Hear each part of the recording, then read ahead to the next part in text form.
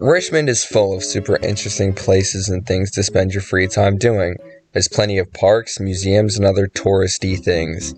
But why be conscious to enjoy what the city has to offer when you can just go to these places and sleep in a public place like you don't have a bed at home? Well, I've got the video for you. I'll be giving you my top 5 list that you didn't ask for of places in Richmond to sleep because I'm very professional at falling asleep in places I shouldn't.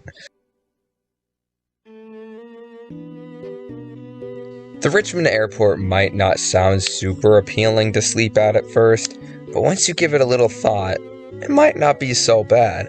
Think about it. The planes will just shatter your eardrums pretty quickly, so it'll be perfectly quiet. And the longest runway measures a little over 9,000 feet and is 150 feet wide. Like, think of all that leg room. And it might be a little dangerous or idiotic for your taste, but you know, that's what the rest of this video is for, so it's fun. Maymont is a park that spans over 100 acres with plenty of gardens, historic estates, and animals. There's no shortage of places to take a solid nap where you're probably not going to be disturbed. The park has wildlife habitats that feature all kinds of animals native to Virginia, everything from bisons to vultures, so if you want to attempt while a black bear stares and judges you silently, you can always do that too. Belle Isle is an over 50-acre island located in the James River. There are trails all across the island and rocks in the James River that are conveniently perfect napping spots. Unless you have a fear of drowning in a river that has up to 5 billion gallons of coal and ash traveling down the river each week, then it might be a better idea to try a drier and cleaner option.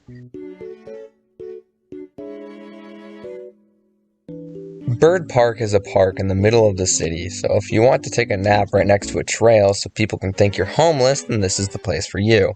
There's also a big-ass tower that's being repaired since long before time had a name, and it's called the Virginia War Memorial